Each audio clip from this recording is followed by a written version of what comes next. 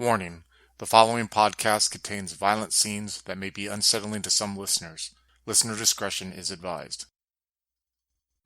Hello, and welcome to Hunters Hunted 2 Corruption. Join us as we tell the tale of four men bonded by their fear and hatred of the hidden monsters that reside in Washington, D.C. in September of 2009. Only time will tell if Jebediah, played by Adam B., Robert, played by Adam C., Walter, played by Chris, and Dr. Turner, played by Tillman, will survive together in this story ran by Andrew. Hunters Hunted 2 is a Vampire the Masquerade 20th Anniversary Edition expansion set in the World of Darkness. If you'd like to contact us, you can find us on Twitter at twin_cities_VTM or find us on Facebook at Twin Cities by Night. We hope you enjoy. Hello, welcome to session 1 of Hunters Hunted 2 Corruption. This will be the very first official game session. You may have seen our character creation session that we all did together. We're going to be jumping right into things here. We are starting on September 11th of 2009 in Washington, D.C. Now, this day is important to a lot of people, a lot of Americans. I don't know if we have any international listeners that are unaware, but it's an anniversary of a very important event in American history, and it's going to be playing a role in people's lives. So what I kind of want to do is give each of you an opportunity to kind of describe how your character will be spending the day, and just kind of like if you're working, if you have like maybe you're going to a memorial service of some kind, whatever. And I'm just going to give you all kind of a brief chance to describe like what your day-to-day life might be like on this day in 2009. Adam first. If you could just kind of tell us a little bit about what Robert Esposito's day as an FBI agent might be like on September 11th. Sure. Okay. So Robert probably starts his day as he usually would. He gets up, gets ready. He kisses his wife goodbye. His son is probably, still asleep. He gets up a little bit early than everybody else just to start his day. He would have probably been up by like I want to say like 4:35. Gave his wife a kiss while she was still sleeping, and he gets himself ready, just totally groggy. He'll find his way to like a 7-Eleven or some kind of convenience store where you can get, a iced coffee or a coffee of any size for like $1. And he'll just get this giant like extra large mug of coffee and, go back to his car and probably open the glove box and put a couple nips of vodka in there. And it's he tries to just carry on his day as he usually would, even though it's the anniversary of like a major tragedy in America. And he's a government agent, so he feel this hits him pretty hard, thinking about what it was like so many years ago, just hearing all this stuff going on. But other than that, he would just kind of be trying to just carry on with his day as he usually would. So Robert's probably still having to go into the office. Yes, of course. It's a day where federal agents are not given a break. Not on this day. It's important, and you're probably going to be there, maybe even doing overtime. It's a Friday, and it's a really nice day outside that you are not getting to enjoy at all. Right. I mean, Robert being kind of a grumpy, out of shape man himself probably would kind of be happy that he doesn't have to be out there in the heat of the summer. But yeah, it's still a very stressful day for him. Just part of him worries about the significance of the date. What if somebody would try to do something again? What if this day is going to turn to shit because of just another emergency like it did so many years ago? Even being far away from the tragedy was just still like a rough time for everybody, Well, I mean, it did directly affect the area as well. The Pentagon was attacked. Oh, right. That's true. Yeah. So it's like this is a day where like everyone on the federal level is on high alert. Absolutely. Yeah. Okay. How about we have Mitch go next with Jebediah? and what his day-to-day activities on this Friday will be like. Jebediah is going to get up probably about 5:30 in the morning, get himself ready for the day, toss a few beers into his cooler, go out to whatever work site he's working on. On the actual time that the planes crashed, he'll have a moment of silence. He'll finish out his workday, chug the beers during lunch, maybe get a little less than effective in the afternoon as a result. And then in the evening, he'll go to probably his favorite local bar and have a little September 11th, casual, not necessarily organized remembrance or memorial, talking to people at the bar about it, talking about them good old boys, what lost their lives, and firefighters, and then police officers. Okay, somewhere in the middle of that, I imagine you might get, you do get a invitation from someone who you wouldn't describe as a friend so much as like just somebody, a contact that you know, Nathan Johnson, to come to the Bowling Air Force Base for a memorial service. All right, he'll definitely go to that then. Yeah. Okay. And he'll leave his guns behind when he goes. Okay. I imagine you're going to be specifying that a lot, huh? Yeah, probably. He has Okay. so many guns. Yeah. Well, and you're going to an Air Force base. You should be okay, right? Yeah. Yeah. So you'd get a invitation from Nathan. He's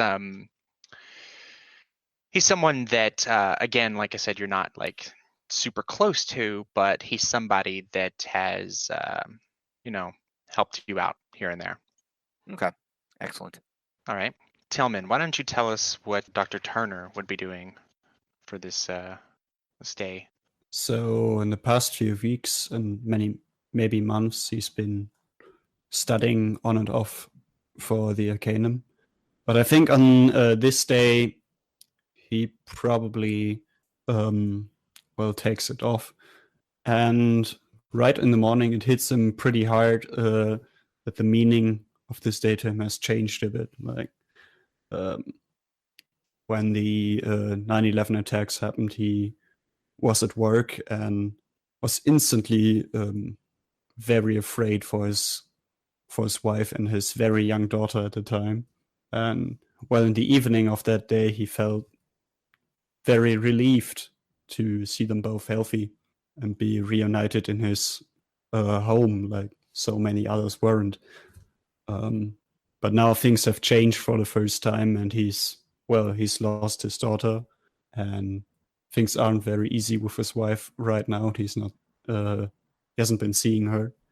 So I think he will take a walk to his daughter's grave and just contemplate how things have changed.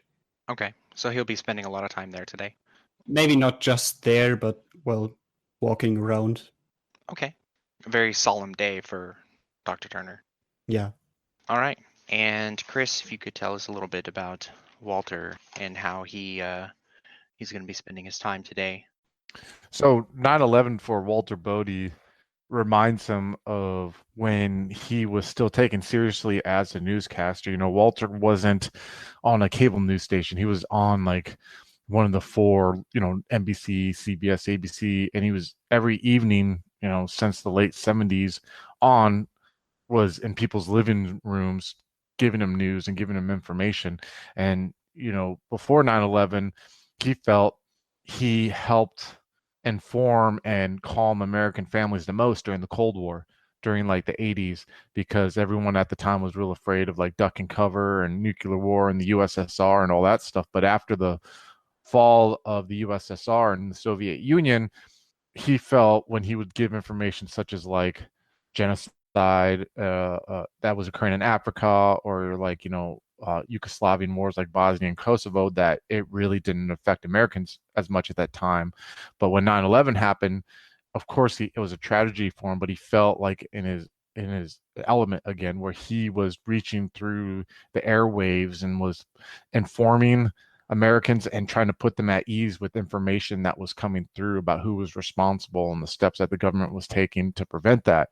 So now, in 2009, 9/11 really like really pulls that drive of his to want to inform and to comfort people. And so what he does is he has like a 9/11 special on his YouTube channel, Discover Truth, where he is going to be not only talking about 9/11 but use it as like a lead into how there are other things that there are these creatures and there are these other elements, that are going on in our society today that are causing, disruption and mistrust in the government, especially when 2009 and everything that seems to be going on, with like all this animosity between political parties and this distrust in the government. And it is most likely the responsibility of these dark beings that are trying to, plant these seeds of distrust amongst us. And while we fight amongst each other, they pick through us, and just kind of like tries to constantly maybe spend like hours just constantly talking and fueling himself with coffee and maybe a little cocaine or some kind of like amphetamine to get him going even more to where he can continue to like share this information and hope that someone just desperately finds his channel and watches, and he uses his tragedy to like share the truth out there. Okay. So I'm gonna say that at a point, maybe right after his show, after he's done all of that, and he's kind of winding down off of that, like, kind of feeling you get right after, doing movie record, that kind of that feeling you have of like, oh man, I accomplished something. He gets like a ding, a notification on his phone, and he'll look at it, and you'll see that it's a message, a text message, but it's from a blocked number, and this is maybe later in the afternoon, and it'll be this message that says to you, I heard you're looking for Iris, and if you want to know more, meet me outside the Smithsonian Museum of Natural History, 9:30 today, tomorrow, or the next. And Iris is the woman that you had been involved with recently and just kind of disappeared on you, and you had all these questions. So when he sees that, like he stands up like he's been electrocuted, shocked by electricity. Like he like throws the phone down on the desk where his like, because I take it his office where he streams, that we mentioned the character creation session is in our like headquarters of sorts. And so like Yeah, your base. yeah, our base. So he like throws the phone on the table, he just like pushes back on his chair and he stands up and like I would almost say like he's madly like staring at it like in a panic, because not only, you know, it's almost like a feeling like that in the back of his mind, like this could be a trap, but then like the name, and it just brings out these well of emotions to where even like maybe it will like scream at the phone for like 30 seconds or a minute, just like screaming at like primal, like no, and like just like yelling at it just out of frustration, because he knows that like right now his urge is to he's gonna go there, and he's gonna go there tonight and see her, but he knows that like in his head every alarm, everything that's like warned him of anything is like going off madly right now. Super paranoid, and just like he's just like he knows he shouldn't be doing this. Like it might be like some kind of trap or something, but he's definitely going. Yeah, he's going, and he's gonna probably and maybe we'll cover this later, but he's definitely gonna like, be careful when he goes out there, wear like a baseball cap, but we'll talk about that when that time gets there. Yeah. So let's take a step back to Special Agent Robert Esposito. Robert, you're in the office. You're again like on desk duty. You haven't had a lot of time as like someone out in the field. You just kind of you haven't had the desire to do that type of work, nor have you been given that sort of pressure put on you. And you're at your desk, and you're approached by someone coming up behind you, and you can like smell them before they come up, because it's that strong smell of like cigarettes and like coffee, you know that smell that like it's like this person like is just like they're always smoking, and they're always like they're always got a cup of coffee or something. Just somebody who's like caffeine and nicotine, just super addictive substances. And this like before you even turn around, you know who it is just by this. It's Special Agent Maureen Darcy. She's not someone you talk to too often. Black woman, long hair, middle aged, maybe mid 40s. She's athletic, does a lot of a lot of outside work. And she comes up to you and kind of clears her throat to get your attention as you're working at your desk. I'll turn back and look at her, and I just say, Darcy, just like an acknowledgement. She'll nod and gives you this up and down kind of look, like an expression on her face that if you want, you can try and read her expression. Yeah, I'd like to give that a shot if I can. Yeah. Um, We'll do the let me first roll of the session. see. Ooh, Maybe a wits and empathy. what's an empathy? Sure. Difficulty 6. That is a botch. It's she's giving you this appraising look Oh, of like approval. Definitely approval. That is what you're getting from this. And so she says to you, Carter told me he wants to talk to you. yeah, Now, what about? he's got something for you. Let me get you out of this place. Carter is the special agent in charge. He's your direct supervisor, William Carter. He's supervisory special agent. So he's my boss pretty much. Yeah. Okay.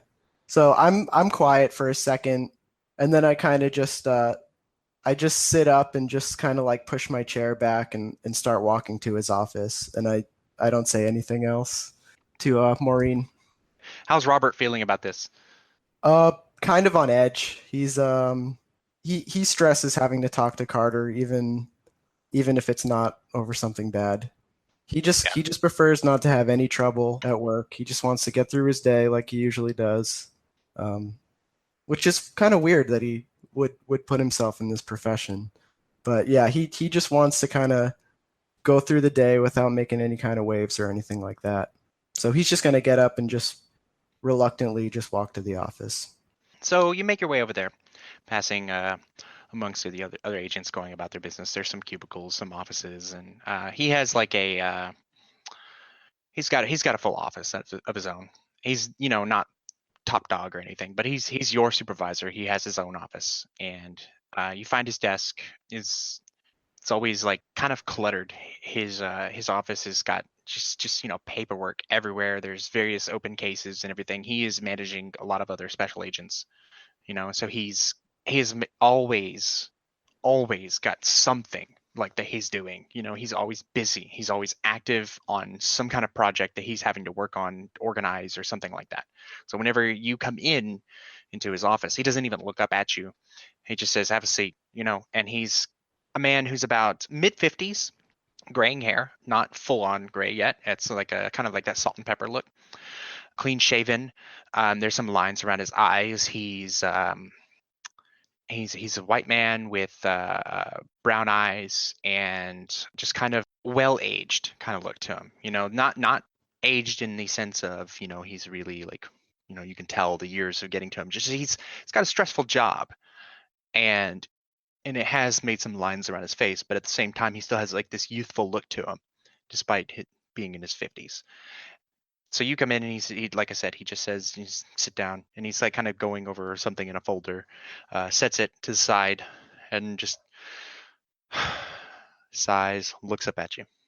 I just say like, "Sir," and I give a nod, just to kind of like acknowledge him. Close the door. I'll kind of just like reach behind me and push his office door shut. So, real quick, out of character, we didn't really establish the name of your partner that died, so I made one up. Go Perfect. with that. Absolutely. Okay. So he's kind of giving you this look, just observing you for a moment, and he says, "I know it's been tough for you since Burgess passed, but it's about time that you spend some more time out in the field. So I've got something for you that I want you to look into, and it's let's be straight here. You've had it rough, but Walton was my friend as well, and it's time for you to move on and to pull your weight around here." Yes, sir. Well, there's been some things happening locally here I want you to look into, okay? There's an open case on a murder police department's having some issues with. We think it may relate to another case. I want you to check into it. Relevant paperwork here. You'll find an email. You can look up everything in the database you need to know. If you have any questions, come to me, okay? Yes, sir. Really quick, out of character, can I just kind of try to read Carter and see if like he, what am I trying to say? I want to see if he really thinks I can like do this, because I kind of am feeling this kind of reluctance in him giving me this assignment. Yeah. Um, I think that would be the same kind of role, wits Sam? and All right. yeah, wits and empathy. So you do have 2 successes.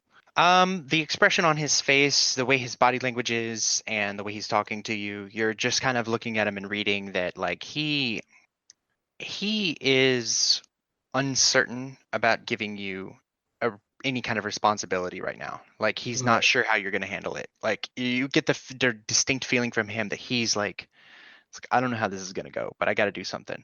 Right. Okay. So Robert definitely just hearing, mention of his partner instantly gives him that lump in the back of his throat, and just this sorrow of something terrible that he chooses to never face, you know.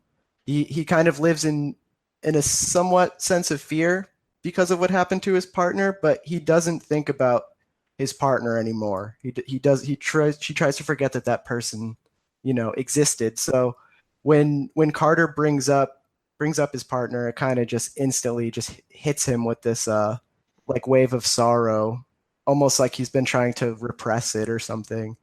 And then he's also just getting, like you said, this impression that Carter's not even really sure that this is something that Robert could handle. Yeah. So he's feeling a lot of just anxiety about starting this, and about thinking about like about this person that he knew, that was his colleague, that was so dear to him. Yeah. Okay. So we get in that scene there with you leaving the office, maybe kind of like mulling over your thoughts. Again, you have like this, little file. There's information you can, like I said, look up in the database. It just kind of like everything you need to kind of prep you on what he's expecting of you. And you're a special agent. Yeah, You're expected to act mostly autonomously. Like, here's your absolutely. thing. This is what you do, and then you go from there. So I just have the file folder underneath my armpit, and I'm kind of just walking back out to the car as I kind of just like stare at my shoes, thinking like, oh boy. Oh boy. Okay.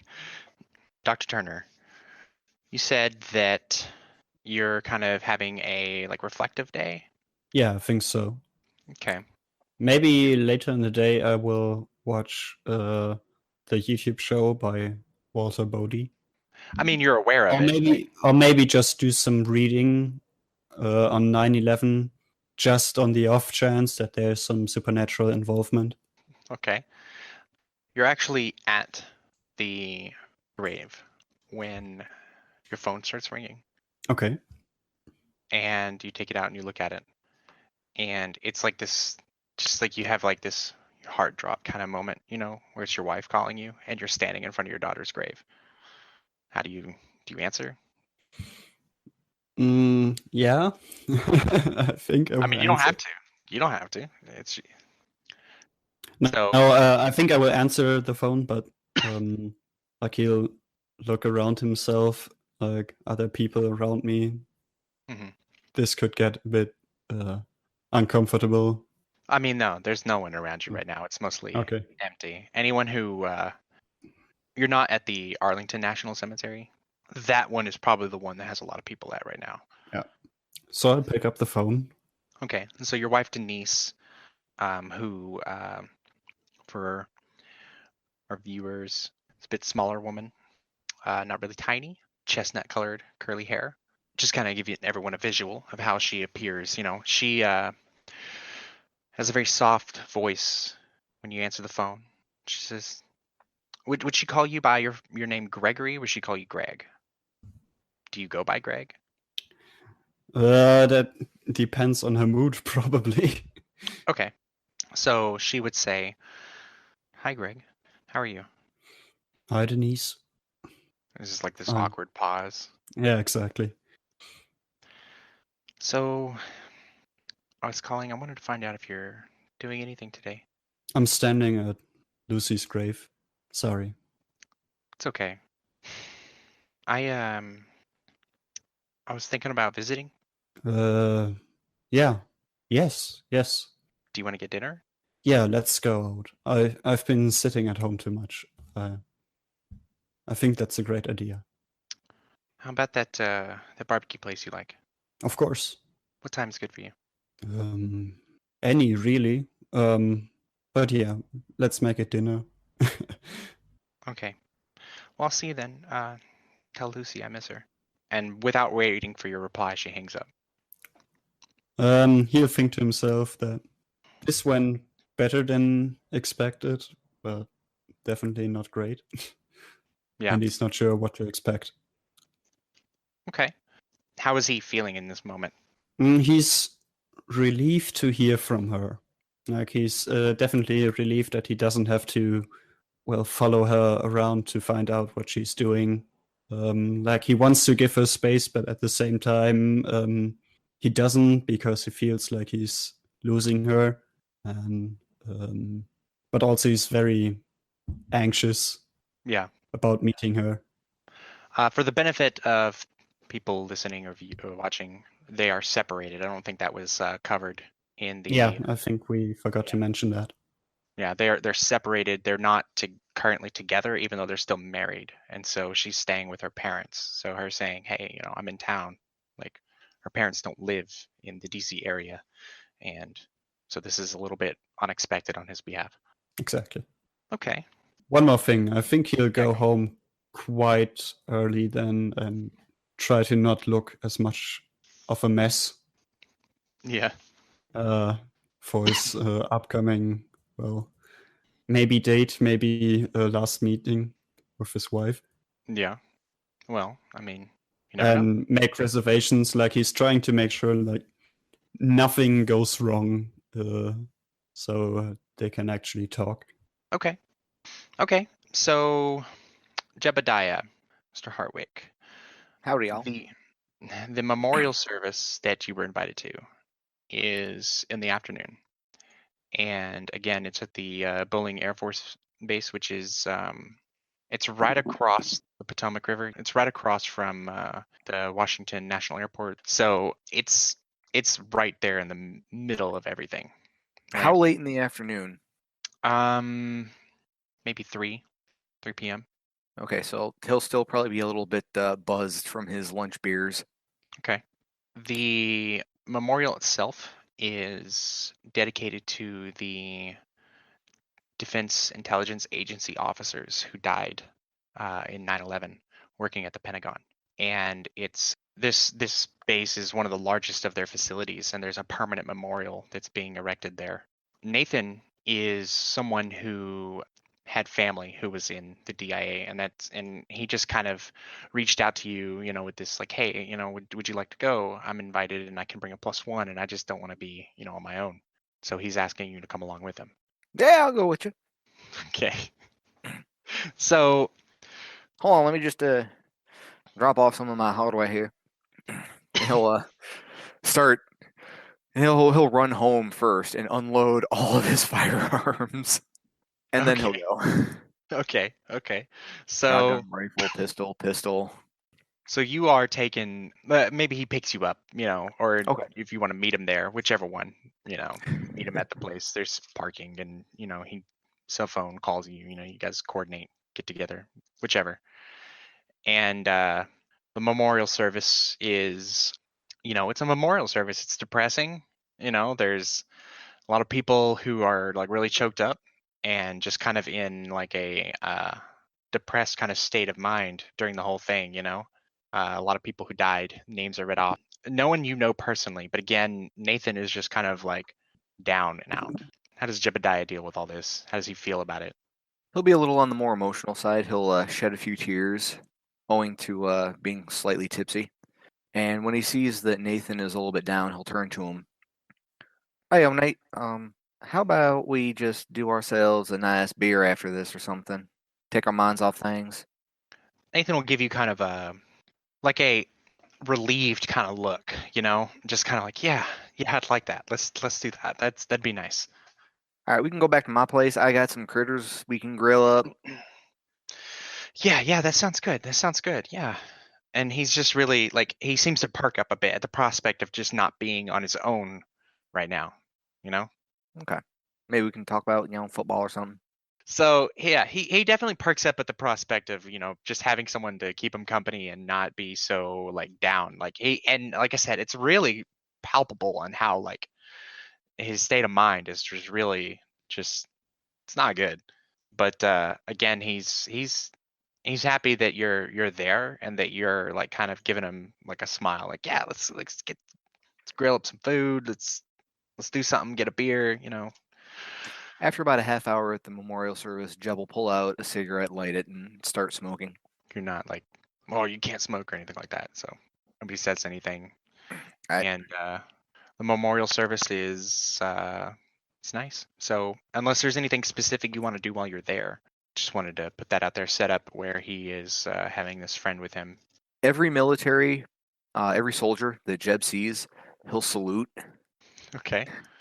Yeah. And if they're open to conversation, he'll walk up, shake their hand, say hello, thank them for their service. Okay. You can do maybe like a charisma roll of some kind. Do you have any kind of like expression or anything like that? You can roll like charisma and expression to see how well like you are like making yourself likable to other people around you and giving a good impression. What difficulty? Just like a 6. Okay, so that's 2 dice. 0 successes. Okay, so you're not like, they're appreciative, but they're not like, oh yeah, like really into like wanting to talk to you and open up or anything. It's just kind of like this this very like they're appreciating your respect and all of that, but they're not. Jebediah is an abrasive man, right? Yeah, he's a little rough around the edges. Is anyone there willing to discuss guns with him? Because he'll totally talk guns with anybody that's there that's willing to talk guns. I imagine there's got to be at least one guy. I mean, even if you're that one guy, there's someone there who's talking about guns, and someone is having to listen to it. So whether Hey, man, I got whether this great AR-15. whether you recognize if this person wants to talk about guns or not, you're talking about guns. You can do that. Okay, probably why he's a little off-putting. Yeah. He's it's like, we're at a memorial service, dude. Like, come on. But you're in your zone. Yes. So let's talk about Walter here for a moment, and let's delve a little bit more into his show before we jump to you going to meet whoever this mysterious texter is about Iris. Yeah, definitely. And I had a question too about see if I could do something before I meet her. But yeah, we could talk about the show first, definitely. Yeah, I just wanted to see, like, for the benefit of everyone, what is the way you present your show? Like, how is it like a stream that you're doing? Do you record like almost like you're in a studio? Like, how do you show this? What topics do you cover normally? Definitely. And so yeah, that's a good question. And so he will stream it from his office that he has in their compound, but he has like this logo green screen that it can switch between the logo or a green screen that's like behind him. And what he does is it's a mixture of like very conspiratory type stuff, like secret shadowy people controlling stuff, government conspiracy stuff like that, but it also has like this weird, more so than like an Alex Jones or others, like an occult, like a real occult spin to it. Now it's not like in the 80s, where everything was like satanic conspiracy or anything like that. Like his is legitimately like he'll go off about some government conspiracy, and then he'll like tie it to like something from his occult library that background he has. Like maybe something about like 18th century, lycanthropes that are wandered Germany or something like that. So he always try to tie something supernatural to government conspiracies more so than just like the Illuminati. Like, so he really wants it to like have people like look in the shadows and be scared of the shadows and realize that like there are predators out there that are hurting us. And so, also like one thing he'll push, but like, we talked about this offline, but like when he talks, originally I was thinking of like trying to go for like an Alex Jones, like just hyperactive vibe, but he looks like a hot mess. He looks like Nick Nolte's DUI picture, you know, but he still has that I am Walter Bode and I bid you good night. You know, so he talks like in this really like calming, like evening news from like the 80s, 70s, 80s personality wise. But like if you stop and listen to him, you're like, this dude's fucking nuts. Like the shit that he's saying, you know? So he does it like in a real, it like taps into his natural ability to do that. Charisma. Yeah, and what he spent years doing, but obviously it's off on the tangent. And one other thing that he does is like really tries to push about mind expansion. Sometimes you need to expand your mind and your thought process to be able to see what is hidden. And so he'll like talk about stuff that which kind of leads to something I'd like to do before he goes and meets. But yeah, that's how he presents it. I hope that answers your question there. It does. And I was going to say that like even before you're getting ready to leave, you know, like right as you're getting that message, you know, you're looking at this and you're kind of like freaking out about it. You have a couple of minutes to think and like, okay, what am I going to do? Where am I going to go? And this is about the time where this is again later in the afternoon. This is about the time where Jebediah would be maybe returning, because you guys record in the base, you know, and he's bringing someone in with him. So, you know, this is a good setup for a scene. You know, I'll go ahead and play that out, like how you're like in this like almost panicked state. Jebediah is returning from this military base with Nathan. Yeah, I was gonna see if I could fit one. Like I was gonna shoot an idea at you before that to see if I could do something before that. So, have you ever heard of DMT out of character? No, I don't know what that is. DMT is like this new hallucinogen drug, and it's a psychoactive drug where basically, but the thing that's different than like LSD, shrooms, all this stuff that lasts hours upon hours is that people will smoke it and it's only like dimethyltryptophan, but basically you'll smoke it and you'll have like this like 1 minute, 2 minute trip. It's just like instantaneous, like where your mind just kind of like sees all this crazy shit. And I was gonna ask you out of character that, you know, I have that perk guide, and I was wondering if like we could maybe have it to where one way that he tries to communicate with his guide is he'll either take like these long trips where he'll like plan it out for a while, or he'll take like a quick hit of this DMT to see, you know what I mean, if he can get any kind of insight. Does that make sense to you? Yes and no. Okay, so basically he would take like. No, I understand what you're doing, but it makes no sense. There's no logic. Yeah. That's what I'm saying. Like basically, my rationale is like, so he gets this news about Iris, who's a very obviously dear person for him due to supernatural reasons. Him like, you know, and he was in love with her, and he feels like very scared, and he feels like he needs some guidance. So I would almost think like one thing that he would do before he goes and does anything. And this sounds off the wall, but mind you, this guy's psychotic and he's kind of nuts. But what he'll probably do is strip down naked and sit in the middle of his room and like smoke a little of this DMT to see if he gets any guidance from his guide to tell him like, am I like going into a trap? What the fuck? You know what I mean? Like, because he feels so lost right now in the sea of emotions, you know, just to kind of like center himself. And then we could do the scene with Mitch or whatever, because this is like really, like I said, quick acting drug. It's not like something that's, you know what I mean, long lasting. But if not, that's cool, and I totally understand. I just wanted to shoot that idea. I thought would be kind of unique, because right now he's feeling panicked and he doesn't, you know what I mean, like emotions are just kind of making him feel in turmoil.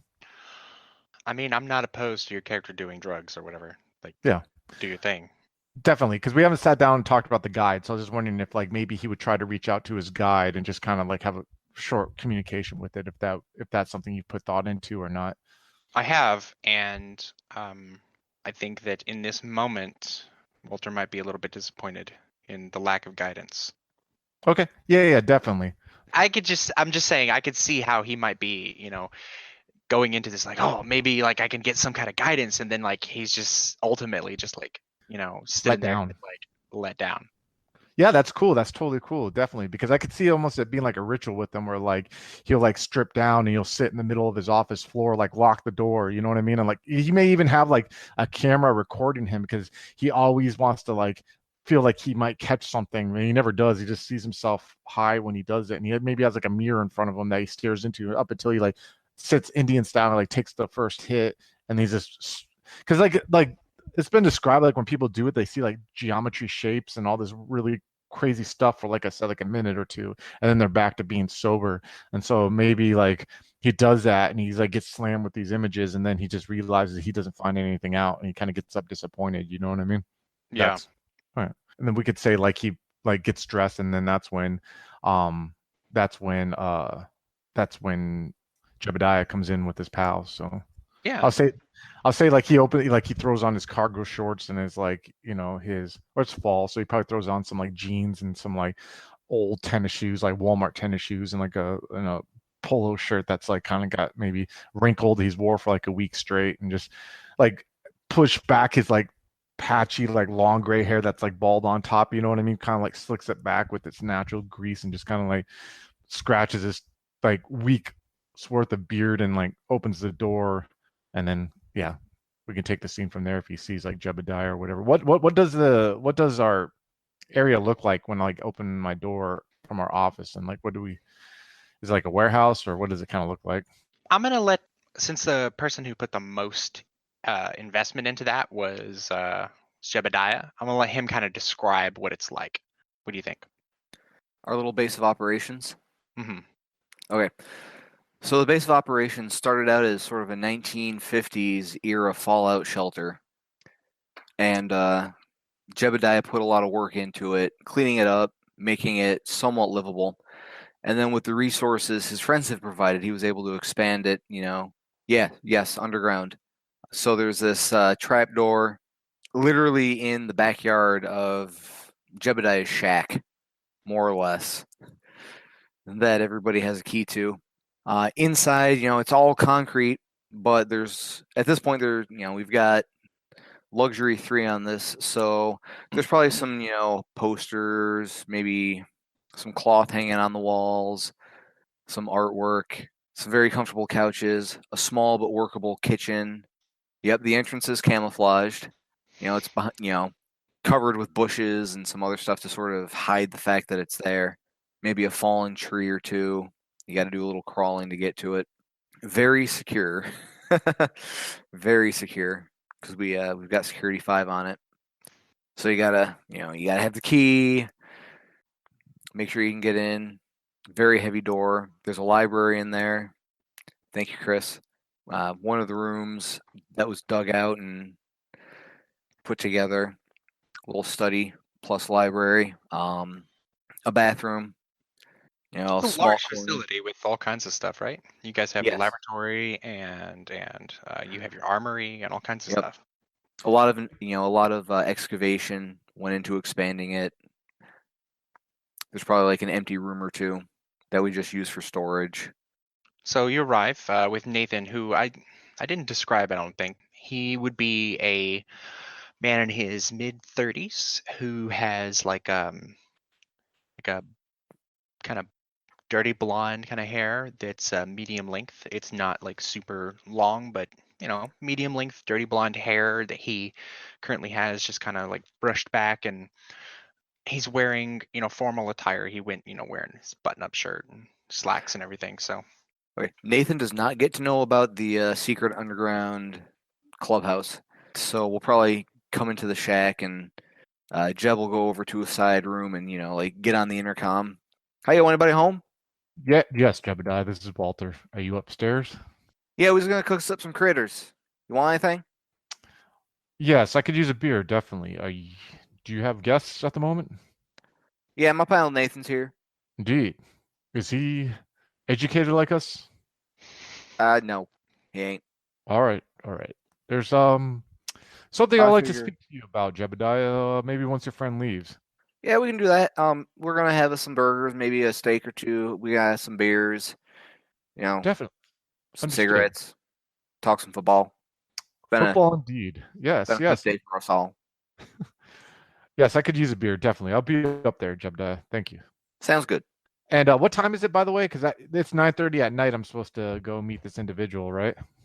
yeah. So this will be maybe probably around like 5:30-ish, maybe almost 6. Yeah, I could use some slight intoxication to calm my nerves. So seeing the DMT, the traces of it are still riding around in my head, and so I'm definitely gonna go make my way outside the bunker and turn off my camera and make sure my last video was posted correctly, and then just kind of head upstairs, climb up the ladder, I take it or something like that, then come out the door and go into the shack. Look at Jebediah, kind of walk in and be like, "Where's the beer at, Jebediah?" Jeb will point to the fridge. He'll point to the cooler. He'll point to the back of his truck. Take your pick. Indeed. Thank you. And I kind of open the door. I kind of look at you like if you want a beer or whatever while I'm like in the fridge.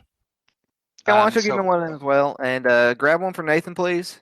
Yeah, definitely. So I'll grab a couple cans of Pabst and turn around and toss one to Jebediah, then walk over to Nathan and stick out my hand before I hand him the beer. Nathan's the name? He'll take it, shake your hand.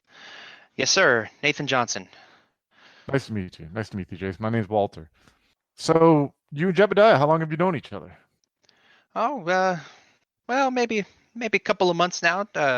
Made contact with Jeb here, and he's a good fella. Yeah, he's a very hardworking gentleman. Very hardworking guy. Why y'all telling lies about me? Don't be too hard. He's kind of self-deprecating. So what brings you together today? Oh, a memorial service. Jeb was kind enough to come with me. I lost someone a few years back and real close to me. Oh, did you? I remember 9/11 distinctly. 9/11 is one of those days where often you can ask anyone what they were doing that day, and they often can think to themselves where they exactly were at when they first heard about it. Yeah, it stands out in the mind. I remember what I was doing. I was on this one job site, and we was doing a roof, and we heard it over the radio. So we all stopped, and we were like, "What the fuck?" And yeah, really, it was a pretty shitty day, I think. And nobody got anything done. We just spent the rest of the day talking and trying to figure out what the hell was going to happen. I thought it was a prank at first. Hell of a prank. The TV station, they must have been doing some kind of prank, but then he gets like a solemn look on his face. One of them War of the Worlds things. My nan, she would tell me when the World War thing hit, and she was like a little girl. She remembered it, and she was like stunned, and she really did think that Mars was invading. So her pa and her ma, they went all nuts, and they was like waiting in the bushes with guns for them Martians, and she was like hiding under her bed for a couple of days, right up until finally they, realized it was some sort of story. But that shit never left her. I mean, she was talking about that shit right up until the day she died. Hello, folks. Have you ever wished you could have an easy way to find gameplay videos and podcasts, or just media in general that deals with your favorite White Wolf role-playing games? Or have you ever wished you could find a forum to share gameplay that you have recorded, one which wouldn't be drowned out by random posts and discussion, so that your media could get the attention you want? Well, we have the answer for you in a Facebook group we run called White Wolf RPGs Gameplay and Media. The group is specifically ran with the sole intent of it being a one-stop shop for people to view or share media involving the games we all love. We take thorough steps to ensure the page does not become cluttered and is easy to traverse. We are currently over 1,000 members strong, and we are continuing to rapidly grow, with new media being shared every day. Stop on by. We hope to see you there. High Level Games, the industry's first choice in taking your games to the next level. We are a podcast blog and new media network at highlevelgames.ca. We have blog posts about all of your favorite games going up 5 days a week, and a podcasting network with actual plays and shows that discuss role-playing games, with more rolling out all the time. We are on iTunes, Twitch, and YouTube. Find out more information at highlevelgames.ca, a site that certainly isn't controlled by a shadowy board of directors of otherworldly origin. That's highlevelgames.ca. Please, help. They're coming.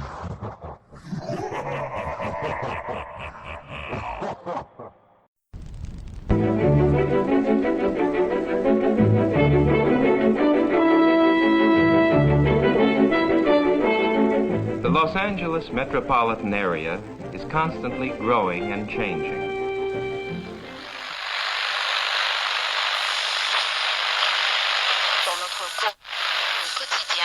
The Central District is full of new buildings. The Hollywood and Wilshire districts, once far from downtown, now are part of a which spreads past Beverly Hills and out to the ocean.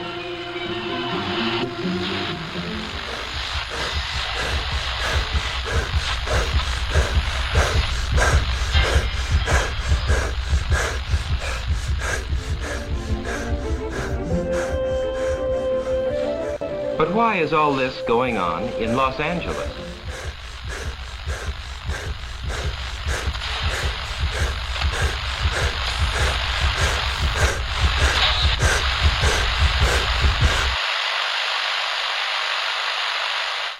Why is Los Angeles an exploding city?